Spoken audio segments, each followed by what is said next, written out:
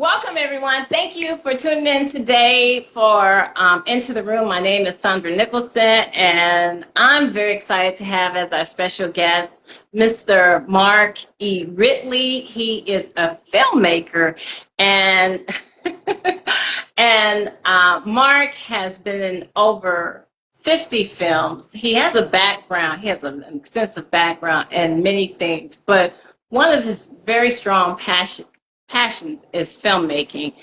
He's produced several feature films as well as short films, and one of his feature films, which is called Stolen Breath, The Truth Revealed, actually he received a nomination for Best Director. Not only did he receive that nomination for that film, but he's also written a couple of and directed short films that went on to receive awards. And one of his films that one that I really, really enjoy watching is called The Board. But we're going to get into that later. But I don't want to delay you any longer. I thank you for once again tuning in today. And I ask that you welcome our special guest, Mr. Mark E. Ridley. How you doing, Mark? I'm great, Sandra. Thank you so much for having me. I've been waiting for this day, and it is here.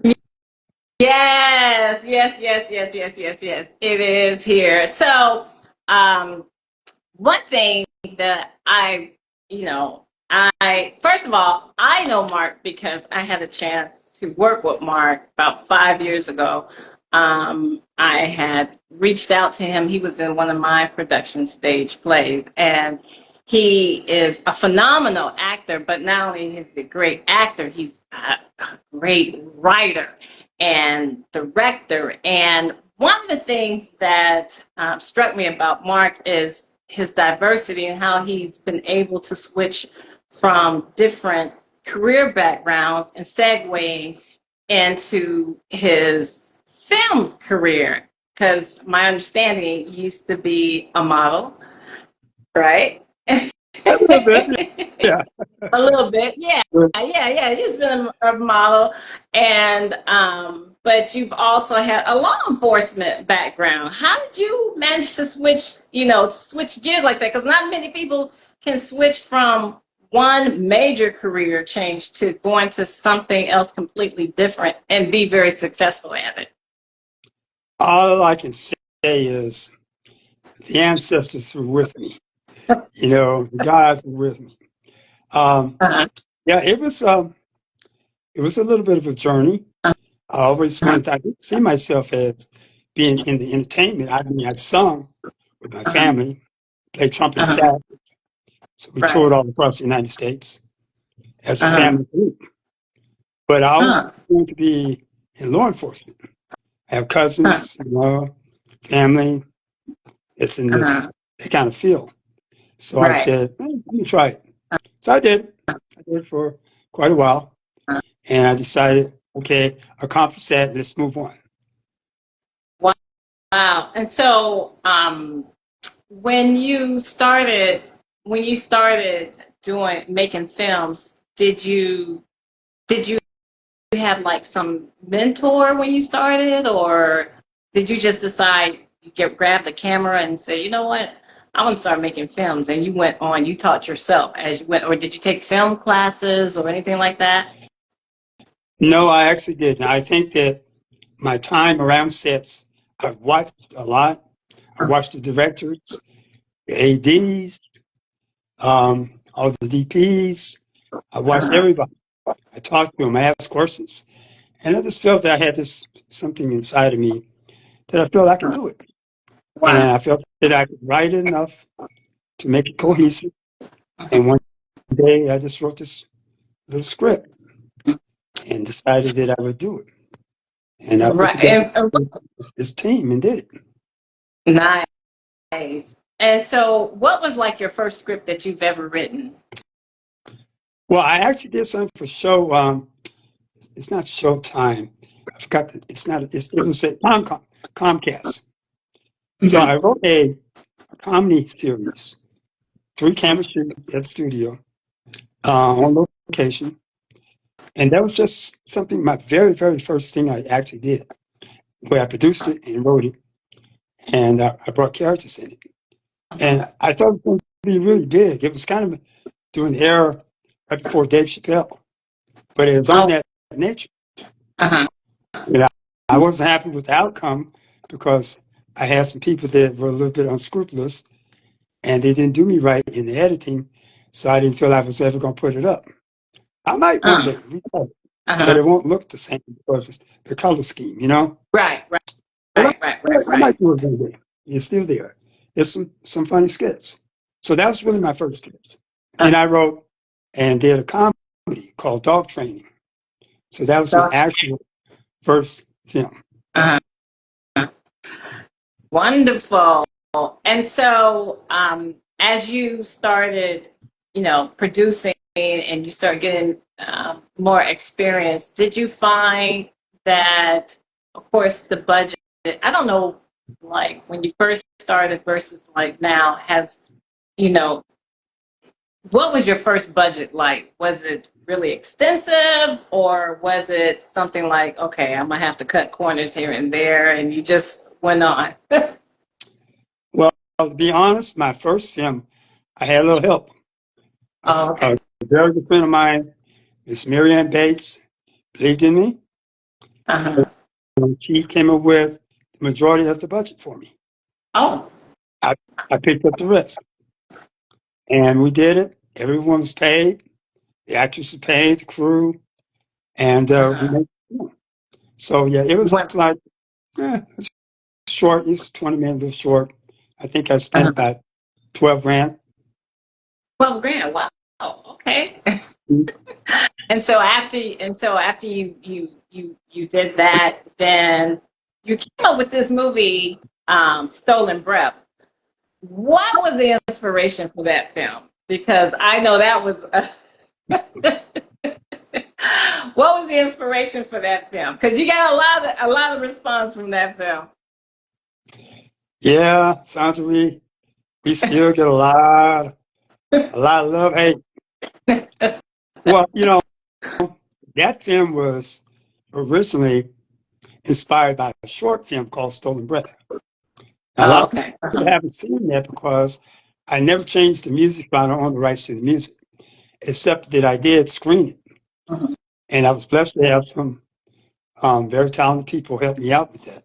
Mhm. Um, I had Miss Tammy Mack. She came Mhm. on, gave me an assist on the film. Mhm. Um, Tom Hanks' brother, Jim Hanks, Mhm. they came in. Oh.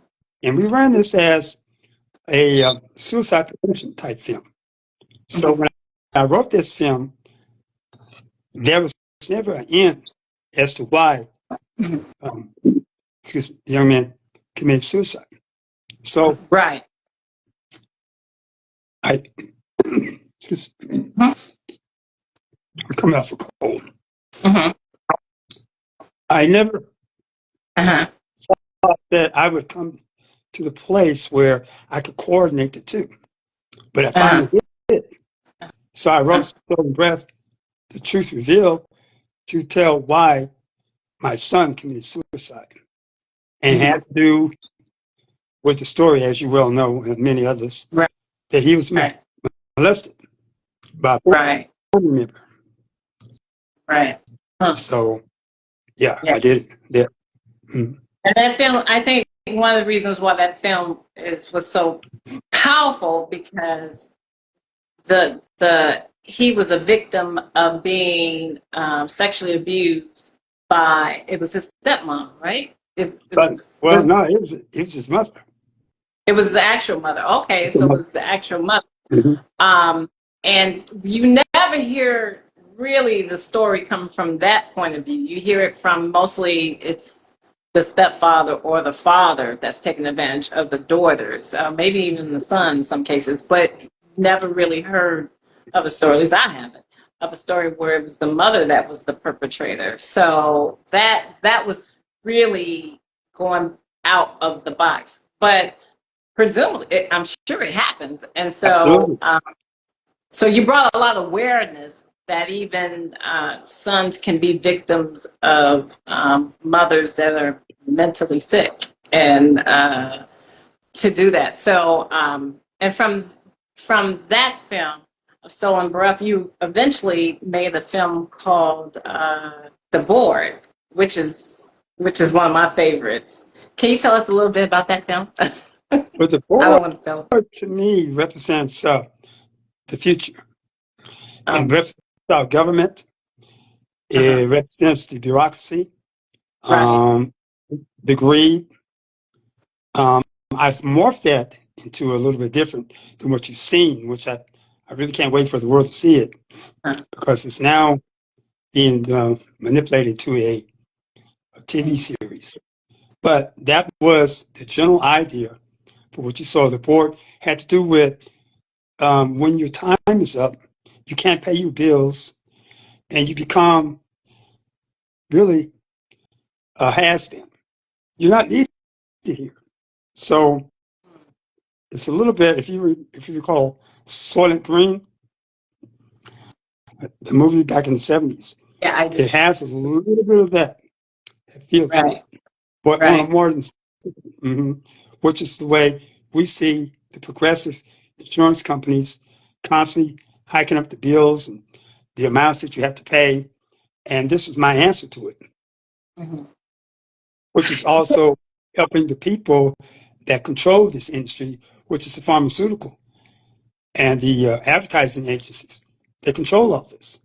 Right. So we we were working on their behalf, but later you'll find out we realized our ways and we rectified that. Can't tell too much more on that. Right.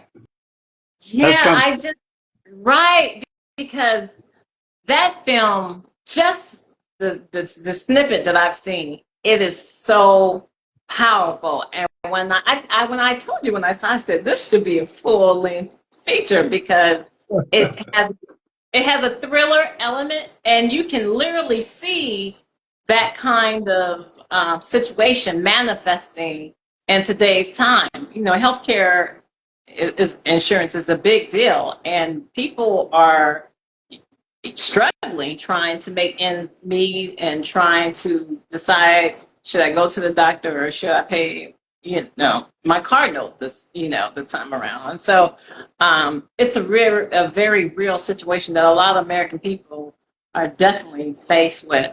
um, when you start writing, do you do your stories come from mostly from a personal experience, or do they come from just you pull something out, like, I wonder what it'd be, like you give yourself these what if situations, or do they come from other people's stories that you know of and you put your own spin and you change the names, or what? You know, some it's a combination. It's a Uh-huh. combination of lived experiences, things you don't like, things that upset you. You become the voice of what you cannot do in real life sometimes. Mm. You become, when I'm thinking about these scenes, I see how it portrays, I see how it affects other people. And what if I address that in real life in a film? Will I impact your thinking? Will I impact your actions? Mm. Which leads into a good what is it, within 8 hours, that film. That's a very pointed uh, film right there, because it deals with police brutality, and we know that in America and in some places in Europe too, but predominantly here, that a lot of young African American men and women um, are targeted by the police, and you did within 8 hours to address that situation. Was it for when you did the casting for that? Was it a challenge casting people to play the cops, to play that? Because police, they get a bad rap, and when was it a challenge getting people to want to be the bad guy to play a present day villain in a lot of people's eyes? You know, actually, no. It was very easy, actually. Uh-huh. I think actors first want to work. So I applaud all actors that wanted to, give up themselves to a character. So I ended up with a great set of people. A couple I had worked with before, previous projects, some of mine and some other people's. So the cops I thought were perfect for what I needed them to be. They didn't necessarily look, racist, but they were closet racist, Mm. conditioned, Mhm. conditioned to the way society is. And I want to show the conversation without, within earshot of a black officer and what they say behind you. Because I know from being a police officer, that's exactly what happens. Oh. So Mm. I wanted to Do show you, that part a little bit. uh-huh. Do you um, have you thought about using that film as maybe a training vehicle for police departments? I didn't. I was encouraged not to make the film. Oh, Oh, yeah, I was very much the same way with Stolen Breath. People told me, don't make this film. Why really? are you going to go? Yeah, I got this. And I can remember when I first finished it, I put in bold letters on Twitter. They told us don't make this film. We did, and I haven't looked back. So same way within 8 hours. Because if you understand what happened, you understand why they told me don't make it. So I don't know if the police departments would be receptive to that. They might. Mm. I think they should be. Right. Because I think it could be a great training instrument. And for those who, but you have to have a very progressive police chief to be open to wanting to see that. Absolutely. I mean, if they're into trying to minimize murders and make a more positive impact within the community, because then it would look like at least they're trying, or at least incorporating addressing their issues. Um, you work with a lot of different people. Who, I won't say ask who, but what have been the most challenging, or some of the most challenging sets that you worked on your own projects and as well as outside of your own? Mm. Um, God, that's hard. That's a hard question. I worked on a short film called "Forgive Us Our Transgressions." It was an Oh, award-winning film, uh-huh, and with um, Keith David. He was the oh, voice of it, uh-huh, and uh-huh, I think it's Joe Morton. I might be killing his last name. Pardon me if I am. uh-huh, He was the DP for Girlfriends. uh-huh, Excellent DP. uh-huh, But my character had to cry on this role because I was a drunk.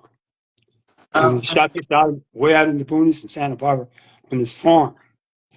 And this farm brought up a lot of memories in my psyche, in my DNA. I know that's possible and yet I wasn't a slave, but this one tree brought up a lot of issues for me. In fact, I wrote a poem about it and I used it as an audition piece for myself and other people. And we booked roles on it. But mm, shooting in that place gave me a lot of pause and reflection. And I had to do something as an actor, keep bringing up these tears on point for the scene. That was a little difficult, even though I thought I could do it. I don't have a problem with showing emotion, but after 7, 8 times, whew, right, well, a little tough. right. Um, if you can hold your questions, because we're gonna get to a point. I'm gonna bring in some questions because I have a few of my own still. But thanks for tuning in. Philip. um, with you're such a great writer. I keep saying that because I've read some of Mark's scripts, and I thank you for trusting me enough to read them, and and you know, by you deeply right. I know you wrote this. I don't know if we can talk about it, but the the undercover the undercover cop, which is I can't wait to that. I keep saying the movie because in my mind that's a movie. And when you got into that, I don't want to get into stuff, but um, do you know about when you'll probably like produce that one, get that one out? I'm working on that very hard right now. Yeah, yeah. I really believe the general public would just. There's this film that there's this. See, I keep saying film. There's a script that Mark has read, and I guarantee you, this is a box office hit because it is. It's if you remember something like let's see, I want to say Pulp Fiction. To me, it's above that, and I like that. But this was really good. Um, uh, uh, when you think about working with an actor, what do you look for when you're casting? What do you look for in an actor? Relatability. Mm-hmm. I want to see that you have passion. Mm-hmm. I don't want you tied to the words. That's just words to get you to the character. Mm-hmm. I've auditioned actors, and I know they're nervous. Hell, I've been there too, because I work both Mm-hmm. ways. Mm-hmm. Because you walk in a room and 4 or 5 people staring at you. Right. I would say, I've asked, do you know the character? Do you know what this is about? They say, yes. Throw that script on the floor. Mm-hmm. Now, Oh, do- okay. Uh-huh. because they're handicapped with this script, you know? Right. I don't care if they're off page. I don't care if the words not exactly the way the sides were. Mm-hmm. Show me something. Mm-hmm. Mm-hmm. That's what I look for. The Mm-hmm. vulnerability of a person, you know? Mm-hmm. And a person that's directable. Right. Mm-hmm. Can you see me? Yes, I Are you see. moving? Yeah. Because you're kind of going. Oh, yeah? You can. No, I see you I good. can hear you, but all of a sudden the screen started acting. But as long as you can see me, Yeah, then you're beautiful. okay. Wow. Thank you. Okay, now it's clear. Okay, good. Now I can see you better. It came through. So, so you looking for? You make a great point because sometimes people. I'm learning that a lot of times people have a lot of struggles learning their lines, and they get codependent on that piece of paper, and you can it can cripple. I gotta say I want to say it can cripple you, but it doesn't. Once you, I feel like this when I'm working with an actor, learn your lines. Then you can go from once you know the lines, you can get into the character. You can take it to places that, you know, the paper says one thing, but once you start understanding what that scene is all about, then you can bring that much more to life in it. So that's pretty cool. Are there any actors that are out there, or another director or producer that you would like to work with? Oh, yes. Antoine. Yes. Say I the love to name work with fuller. him. Say his full name. So Yes, never know if they Antoine. see Oh, I love to work with him. You know what I mean? Uh-huh. I love to work with, oh my God, any of the greats, any of Okay. the greats, you know, people that have started this battle and made these fantastic films. Uh-huh. Um, I would just like to sit underneath their direction Mhm. and learn and just engulf what the experience is. And because you never can learn enough. Mhm. And I'm a puppy still in the arena of making film and being a director. So it's a lot to learn. And I'm always open and willing. Um, Mhm. and I've been on sets where I just follow them and just sit by them and watch, See Right. how they're observing things, what they're looking for, how they perceive a scene, how they set up a scene. Right. Right. Right. So, I'm now going to open it up for if anyone has any questions. You're more than welcome.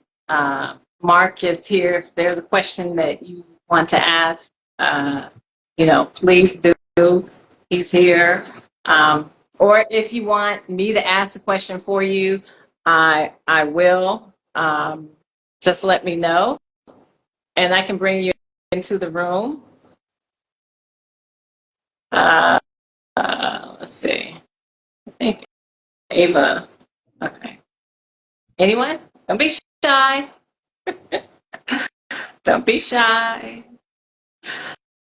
So, uh, um, when you say you want to work with one of the greats, I know. What have you found to be frustrating working within Hollywood? Because I know it can be hard trying to get. Oh, okay. Where can we see Mark's work? Okay. So Philip would like to know, where can we see your work? Well, I'm on Amazon Prime. I'm on Tubi.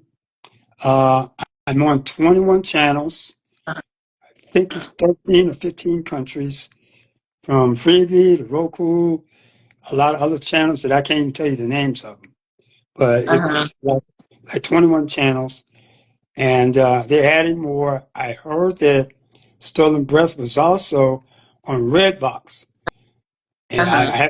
I haven't seen it yet, but I heard it was coming, or it might be there. So just pull the title up, Stolen Breath, The Truth Revealed, Uh-huh. award-winning film, Uh-huh. and within 8 hours. Um, Uh-huh. I Uh-huh. also have my beautiful daughter, who's I call my Hollywood daughter, is Amber Gilbert. She has Trace On, which I directed, and that's up on Prime and Tubi as well. It's kind of like Okay. a female crime boss. Oh, okay. Very interesting. Very interesting. We're working on Uh-huh. the other episodes right now. Okay. Very nice. Very nice. And have you thought about doing more television? Absolutely. Absolutely. Mhm. Which is, I'm always open. I'm always open. My agents are there, managers are there. We're always open. I'll give a little plug that I did a pilot. It's called the uh, Custodians, Uh-huh. directed by Gino Brooks, Uh-huh. and that's been shot. And I understand it's just waiting for a home right now, so keep your eyes on that. It's a very, very funny pilot. A Yes. funny pilot. Hmm. You know what you did? I saw the trailer for The Myth. Yes. That's The Myth. What character are you playing in that? I played the grandfather. Grandfather. I played the That looks grandfather, good. the kind of guy that brought everyone together from the experience that I had and shared with my dad. Uh-huh. So I brought this team together.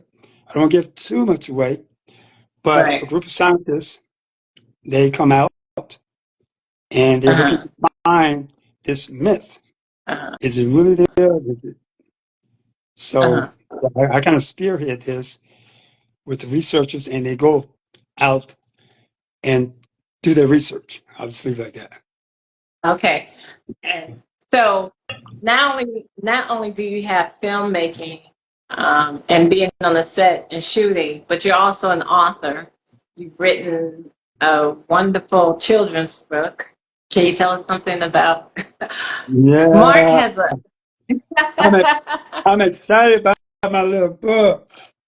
not little book, big book, big book. Tell us about your children's book. The Fly and the Truck Driver. Uh-huh. It's a book that's audio book, softback, and ebook on Barnes and An ebook. Noble Uh-huh. and Amazon Prime. Mhm. Uh-huh. It's about the fly. He has courage. He gets lost. He learns to find out what his skills are, what his talents are. It's about being obedient. It's about, fear. It's about courage and adventure. So, Uh-huh. yeah, it's a really fun book. A little fun book. Philip says it's a big book. Yes, it is, Philip. It's a big book. And Mark even had an animation done for the book. And one of the things that I admire about Mark is that he goes for, if I never tell you, you get it on film now, but Mark goes for his dreams and he doesn't limit himself. He doesn't put himself in the box. Um, he's been a successful truck driver, but owner of a fleet of trucks. He's been undercover cop for numerous years.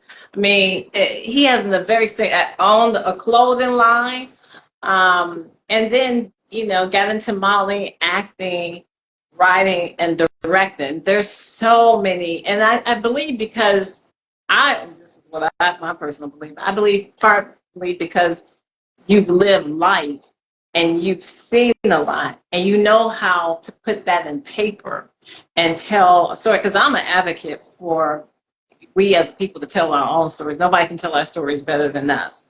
And that is something that you do very well. So I applaud you and continue to encourage you to keep, pursuing and going after your dreams. Because if anybody does it, when I saw the trailer of The Myth, and I smiled, and I was like, look at him. He just doing the darn thing, just out there on a big old ship. I was like, how? Well, I well, was like, how? I want to take credit for that. That's Uh-huh. it's not mine. It's Tommy Right, Gregg. right, Him. Yeah, I'm an actor in that. But he right. wrote this and put this together and cast me, and we've have a beautiful relationship since I met, and it's going to be hitting the film festival circuits soon. Uh-huh.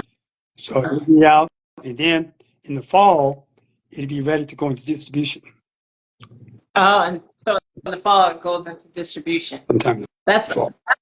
that's Yeah. awesome. That's awesome. So, does anyone have any more questions? Any more questions? Does anyone? Don't be shy. Come on in into the room. Where do you see um, where do you see Black filmmakers going in Hollywood? Do you think that we'll ever get a market on our own distribution? Do you think that that's something that we can achieve, or what do you think about that? Because distribution is a big deal. Distribution is the deal. Mm-hmm. And I know that there are a lot of people that have the money to collaborate and open a really serious house of distribution. There's some that are doing it. It's not on the big, the big type of film distribution yet. I believe the day will come, Mm-hmm. but it needs to come because our stories are our stories. Right.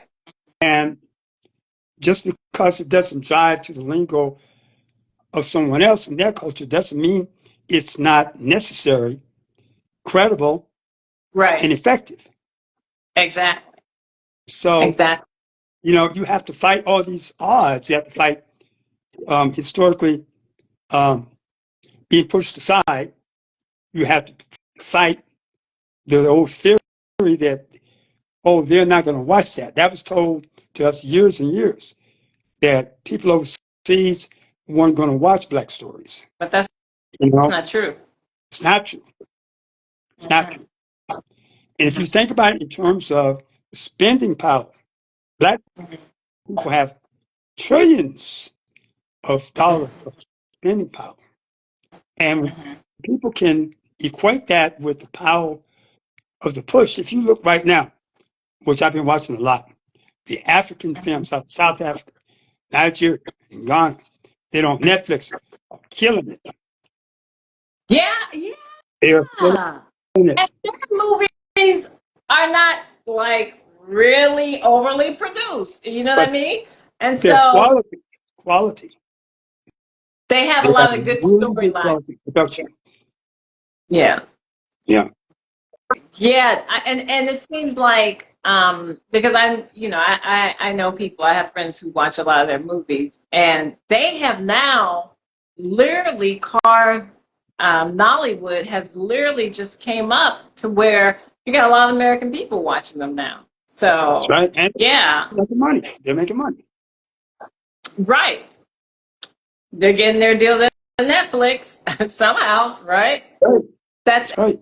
And they're interesting. getting when you can get an original film done by Netflix, Tubi, Hulu, and it says original film, that's what you want. Because now they're giving you money to make your film.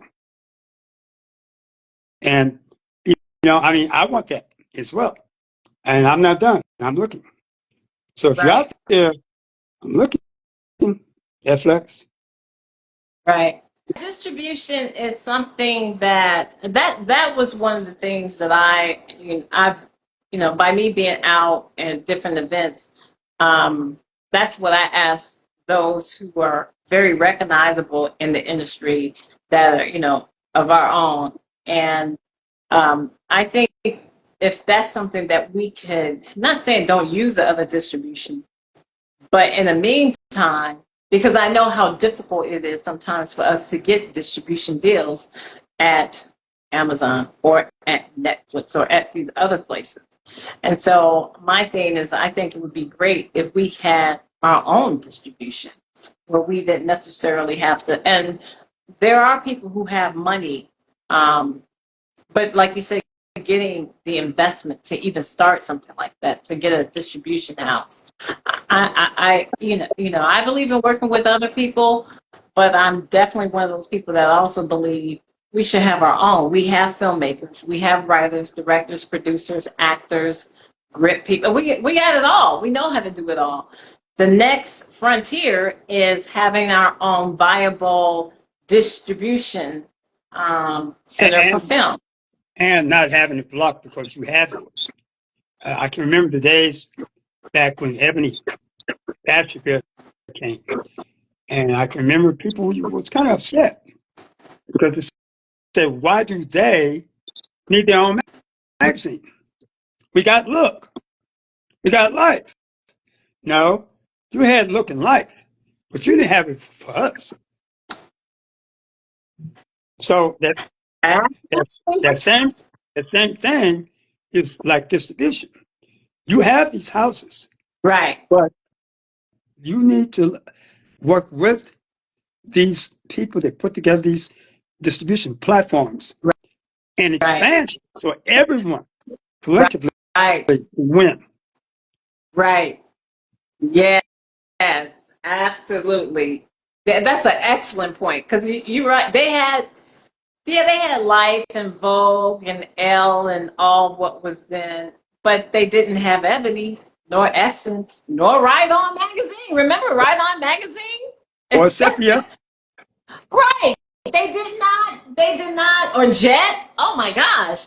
And that catered to us. And those magazines not only dealt with fashion or but they dealt with our communities, what was going on. It dealt with our communities, dealt with who was who in the entertainment back then, who was running for all, everything, everything. It dealt with, I mean, in fact, Debbie and I last year, September, we had an opportunity to go to, it was a documentary that was produced by OWN Television on Essence Magazine.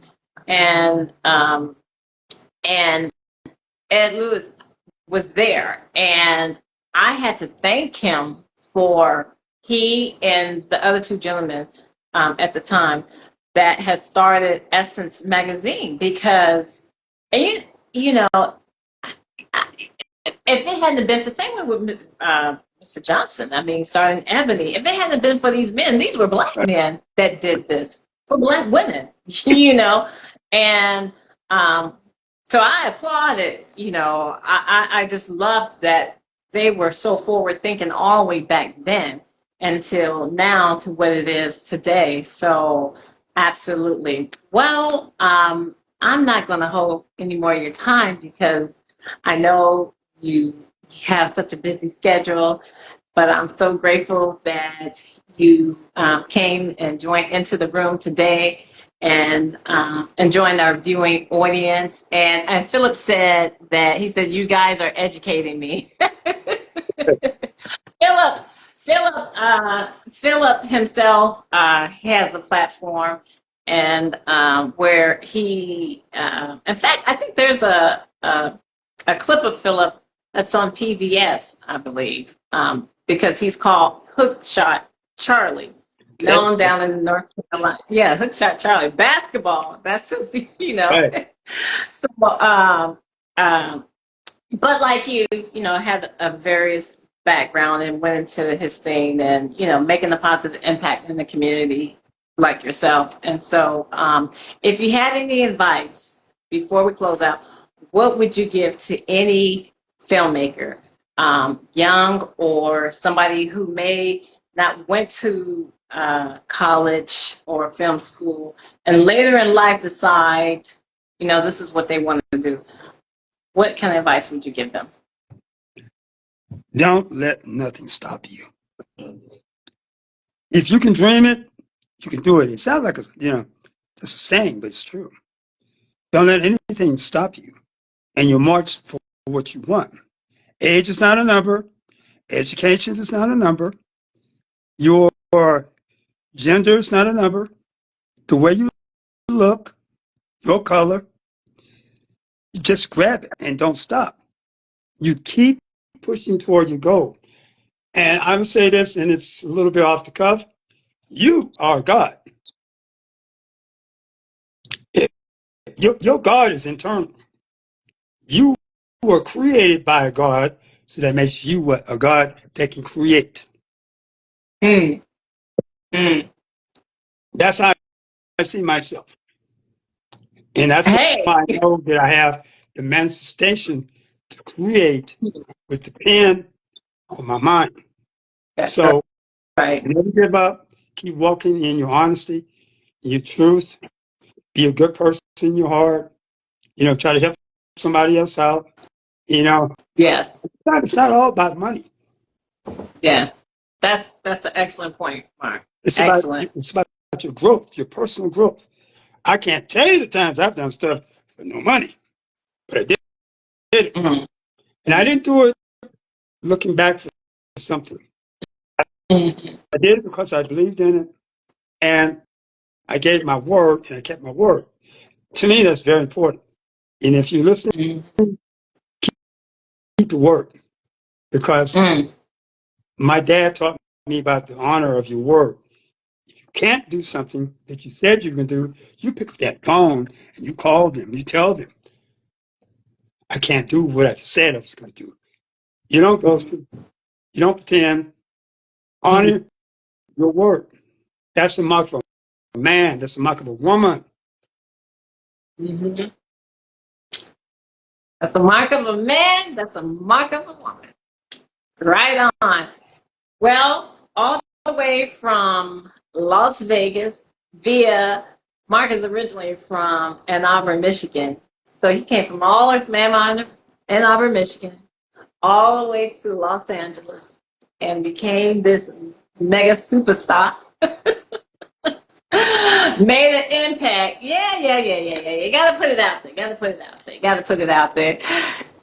Lori says, "Hi, Mark." Hello, Lori. I know you're doing your thing. I heard about your book. I can't wait.